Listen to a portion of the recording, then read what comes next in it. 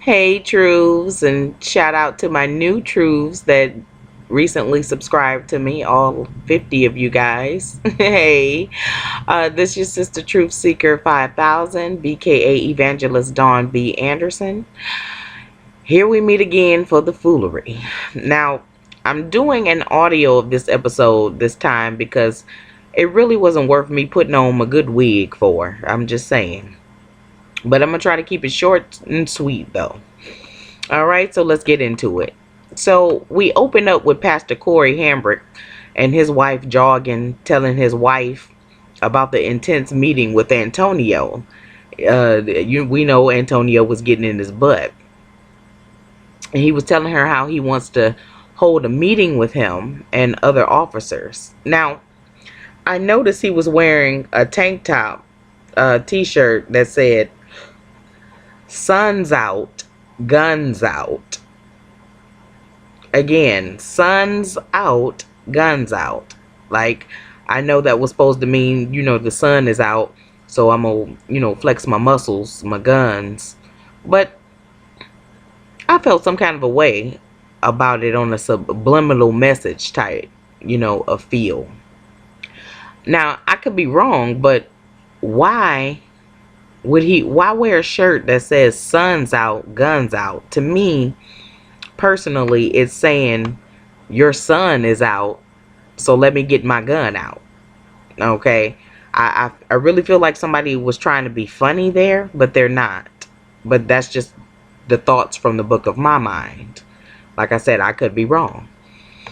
Next, we have Kim, I claim I'm so real Pothier, meeting with Lee Jezebel about Lee Jezebel's husband, alleged baby mama, asking team too many questions, Lee Jezebel feels. And my thing is, Lee Jezebel, why are you looking like, this woman is all in your business? I mean, in the last episode, you gave out free tickets and went on tour telling people all your business about your husband's love child. So, have a seat. Kim asked, how did she meet the girl? And Leandra said the woman actually came to her church with the baby and her husband and told her it was Forrest's child. Now, apparently we find that the baby was conceived 2 months before her and Forrest got together, which was about 3 years ago. And see, I told y'all that I wasn't going to be so quick to jump on Forrest. This whole Forrest is the beast and Jezebel is the beauty train that they tried to get us to ride upon. They tried to get us to do that. I know when I smell bull. Okay. And side note, I'm so tired of Kim randomly shouting out that she's a ride or die. I'm really sick of that. Bishop Tutu divorces. Where are you this ride or die? Okay. The matrimony vow says, until death do you part. So, where part in either of those 2 previous marriages were you a ride or die?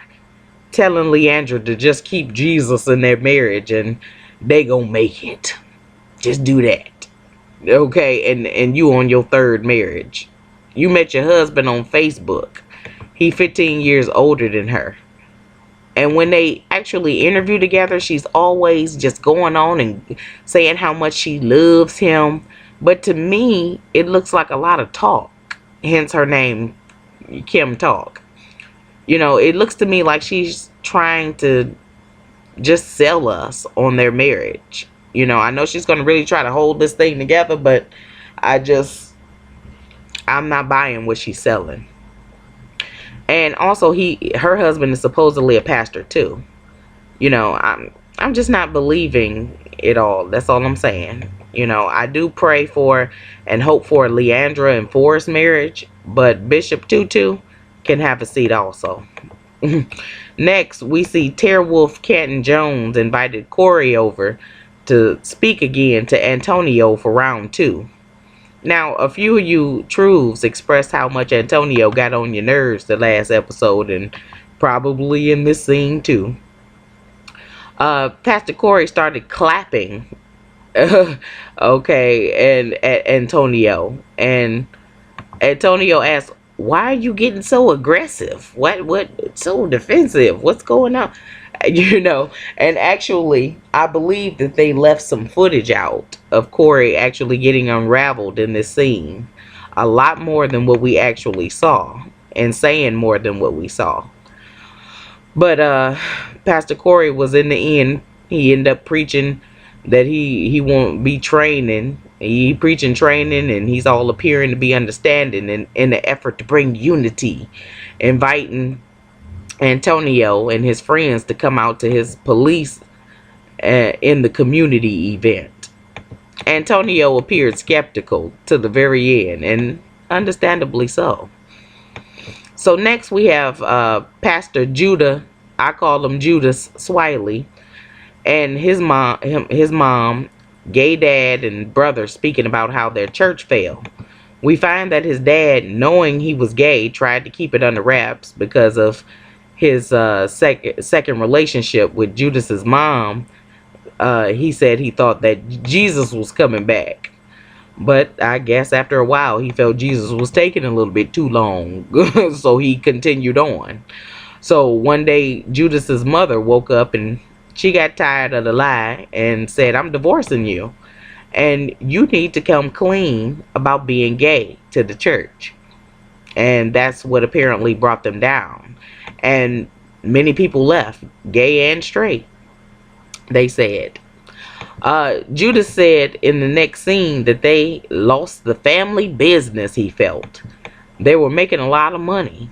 But after his dad came out, he said that the Christians turned on him. And that now he has to work harder to earn the income. I'm shaking my head, you know. And he going in on the Christians for leaving, you know, when the fact remains that they are the ones who have been the liars for years, deceiving people. But okay. Next, Leandra and Forrest are getting pedicures, and he apologizes for calling her a bad name that we didn't get to hear him call her in the last episode. He then asks for some hot loving relations on the couch, and Leandra acts like she is all shy and embarrassed that he asked her that. But I'm like, really?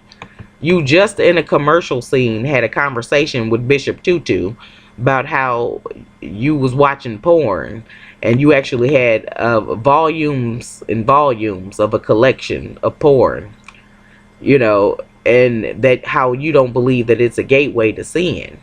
Okay, when she told you that it was. you thought watching the porno was okay, you know, and that when you were watching it, you said, "Wow, that could really be done." That was your response to watching the porno. So Forrest's request to make out on the couch and your fake embarrassment was just not believable to me. But next, Pastor Corey pops up on Antonio in the hood, and Antonio reacted like somebody's mama in her bathrobe on the porch, clutching the top of her bathrobe in shock to see him. He rolls up looking like Martin Lawrence in Bad Boy 3 or something, wanting to talk again, yet for the third time. I'm like, what else does he want to talk about that this man hadn't already, you know, told him? What else he got to say to him? You know, he asked the same exact questions as before. Get on my nerves, child. Antonio told him to talk to the homies and introduced him as a pastor and a police. He was not received well, especially by Uncle Al. Uncle Al wouldn't even shake Corey's hand at first. He told him he was allergic to the police and asked, "How can you be a police and a pastor?" Corey knew, you know, at that point that he had to switch it up. So he ended up coming at him from his pastor side, and he got to preaching pro-community, okay, in his pastor voice. Then he convinced Al for that moment, and he shook his hand. And for the record, I really do not feel a pastor should be a police officer in the field either. Because when Jesus walked up to all of the apostles, he told them to stop what they were doing and follow him and be his disciple and leaders. And that's what they did. When Judas came for Jesus with the other men to arrest him in John 18:10, Peter drew his sword and cut the man's ear off, one of the men, and Jesus rebuked him and told him, no, those who live by the sword die by the sword. And he healed the man's ear. Yes, there are Christian officers and soldiers as well, because God's people are everywhere, but that is not his will for his leaders. Okay, at some point after Jesus calls you to ministry to shepherd over his people, you must choose which side you're going to serve. You cannot serve as a leader for God and in taking lives, okay, and call yourself saving them at the same time. You can't do both. Later we see the scene with Pastor Corey and Canton Jones.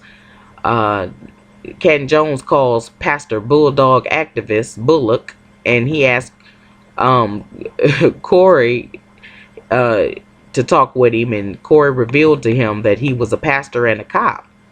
Bullock then asked him, so do you save them or do you shoot them?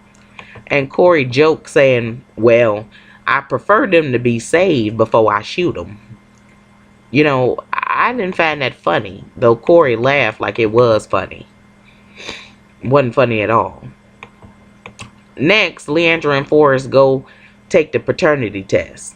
She tried to guilt Forrest, saying that her youngest daughter, who is not Forrest's daughter, believes that he is the only father that she has, and that she's the only daughter within that marriage, and so he needs to hurry up and find out the truth. I'm like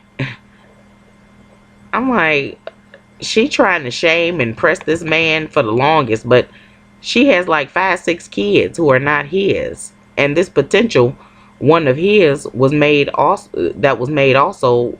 It was made before they got together. We found in this episode. So just stop. But anyway, side note, I heard in Mike B's review that they said Forrest is also a pastor. Now, if that's true, let me know, you guys, in the comment section, because I missed that in the last episode, if that was said. Next, I was cracking up at this scene when everybody got out and out of their vehicles and entered into Pastor Corey's event, and they played the scene like a rap video. It was like the Police Against the People rap video. Too funny. They need to stop the foolery. My problem actually with the next scene was that there was a moderator, okay, between the two groups, and that moderator was not Pastor Corey. Now, he brought all of them under the guise of him trying to bring unity, but he took his seat next to the police and turned into Pastor Popo on them in a twinkling of an eye, preaching Blue Lives Matter. I mean, he totally flipped on them, but I wasn't surprised. That's why I don't trust him. I told y'all. I was glad Pastor Bullock was there to get them together and represent for the community. Personally, you guys, I don't trust the police as a whole. Yes, there are some good, but as a unit, they serve the same crooked leaders, and there are more who are turned bad than are good. And it's like, you don't really know fear and total disgust until you look up into your rearview mirror while you're driving and see the police in the back of your neck telling you, like police, just all on the back of your neck. Okay, there's a police officer recently who actually shot a young black man, killed him, and missed one shot, and also killed the man's mother. So the family had 2 funerals in that season. Then the cop turned around and sued the family for $10 million. Said it was for causing him stress. I'll put the link down below. It was on CNN. I was in a state of shock. So, yeah. Pastor Popo in this scene is showing his true colors. He sat down next to his police partner, tapping on him, telling him that he's in the right against the people whom he invited into that lion's den to supposedly bring unity. But he lied, as we see from this episode. So I'm done. I understand there are a lot of bad hoodlum people who sit up and think of nothing but how to rob, steal, and kill night and day. And at times, force is necessary against those kind of people. But I'm here for the hardworking innocent in the community, and I have not seen much of a difference or anything better in the police. So all I'm just saying, in closing, your opinion is your own concerning this whole police versus the community issue. I've already expressed my piece in this video. I'm done. But side note, to any who make negative comments about my reviews in the comment section for the future, or from the past videos I've made for future reference, you speaking, coming against me for speaking against these wolves, you're coming to their defense. Don't come for me with just your opinion, okay? Come with scriptures, because that's what I'm bringing always. I don't have an opinion where God has already spoken, period. Other than that, God bless you all. Remember that the time is short and is later than you think. Clean house, beloveds, and get right with Jesus. All right? Talk to you all in the next video. Blessings to you all.